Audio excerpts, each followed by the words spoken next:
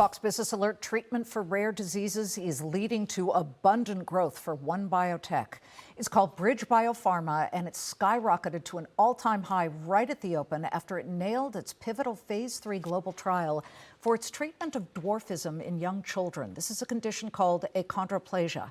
This is the first ever oral version of the drug called infigratinib, and one analyst says sales from this pill version for the disease could boost the company's value, currently around $15 billion, by another $2 billion. The stock is shooting higher by about 5.33% right now. Joining me in a Fox Business exclusive is BridgeBio Pharma CEO Neil Kumar. Neil, welcome back to the show. What happened during this global trial when it comes to helping children who are born with dwarfism? Yeah, thanks for having me again back here, Liz. What we were privileged to show in this trial was first and foremost an improvement in height or height velocity. So we actually miraculously were able to take children who started at a relatively low baseline in terms of growth back up to what we would term typical height velocity, about 6 centimeters per year. And importantly, we were able to drive incremental growth of about 2 centimeters per year. So if you think about it over the course of maybe a decade of using this safe oral pill, one could imagine picking up an incremental over 8 inches of height. So that was a profound benefit. What we were able, importantly, to add to that, though, was impact against the diaspora of manifestations of this condition, including, importantly, proportionality, where we're the first medicine in this space to show statistically significant impact on that endpoint. You know, this disease impacts roughly, I believe, around 1 in 25,000 children. So what drove you to primarily focus on solving this issue? First and foremost, it was the beautiful mechanism of biology that had been laid out. As you know, height is an extremely genetically complicated trait, but in the case of achondroplasia, one can trace the entirety of the condition back to a single mutation in a protein called FGFR3, and we're the only medicine that directly targets this causal driver by inhibiting FGFR3. And so that's really what started us off. And then secondly, it was being drawn to this community where it was clear we needed more safe and more beneficial medicines as quickly as possible. And I would imagine so much easier to maybe crush a pill form into baby food versus sticking a poor little infant with a needle. That said, I am so fascinated. If you could explain to maybe, imagine I'm a 12-year-old, which sometimes I feel like I am. How does it work to extend people's height over so many years? Great question.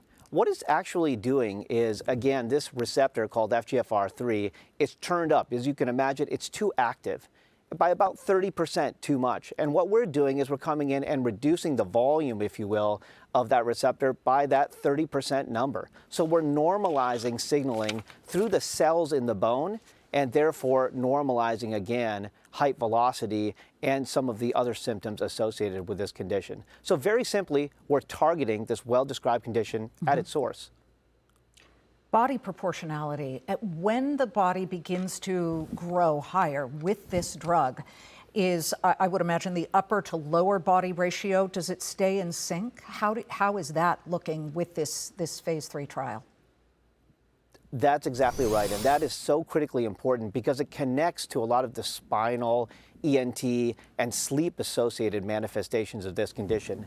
And again, this is the only medicine, because it is targeting the condition at its source, to actually have impact on proportionality with statistical significance as early as 12 months. And we demonstrated in our phase 2 that we have increasing impact the further you go out in time. Have you considered doing testing at all in perhaps people who do not have this condition, but people who are small, who start to show that they are dropping below the height charts? And would it help somebody who doesn't have this genetic issue?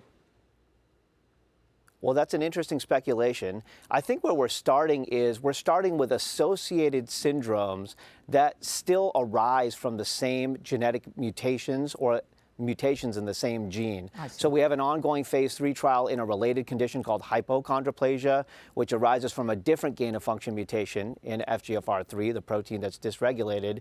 And there has been speculation broadly that we could apply this in other known inborn errors of either skeletal dysplasia or heirs of height-associated disease. And so we're exploring that right now. We haven't made any concrete plans to do so. It is true, when you give this drug product in the context of the oncology setting, people do grow more. So this is a common pathway to drive growth in height. This is just giving people so much hope that their infants who are born with this will be able to be taller, certainly. And I mean, they're not, as I understand it, going to shoot up to 6 feet tall with this, but it would make a huge difference in their lives. You've got some rivals out there. BioMarin they've got a shot. Nobody's got the pill yet except you, but they've got a shot, and I understand that Ascendis has a weekly shot that's under FDA review. When do you think this pill, if you could imagine, will be able to get in the hands of patients?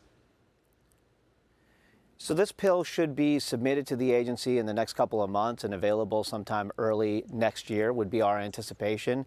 But I think, Liz, importantly, I think last time I was on the show, we had another medicine in ATTR cardiomyopathy that we were offering, and we were competing with Pfizer and Alnylam. In this case, I think the product choice is a little bit more clear-cut.